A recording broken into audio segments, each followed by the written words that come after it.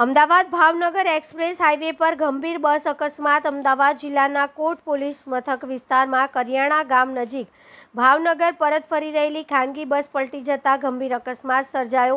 બસમાં આશરે 25 મુસાફરો સવાર હતા। પ્રાથમિક માહિતી મુજબ અકસ્માતમાં એક મુસાફરનું મોત થયું છે, જ્યારે 25થી વધુ મુસાફરો ગંભીર રીતે અન્ય મુસાફરોને સામાન્ય ઈજાઓ પહોંચી છે।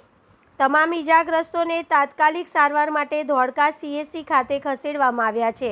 અકસ્માતની જાણ થતાં પોલીસ, 108 એમ્બ્યુલન્સ અને સ્થાનિક બચાવ ટીમો ઘટના સ્થળે દોડી આવી રાહત અને બચાવની કામગીરી હાથ ધરી છે।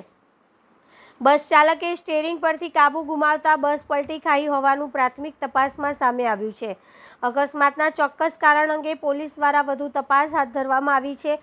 બસ પલટી ખાઈ ને સર્જ્યો ગંભીર અકસ્માત, જેમાં એકનું મોત, 25થી વધુ મુસાફરો ઈજાગ્રસ્ત બન્યા। તમામને સારવાર હેઠળ હોસ્પિટલ ખસેડાયા છે। પોલીસ દ્વારા વધુ તપાસ હાથ ધરવામાં આવી છે।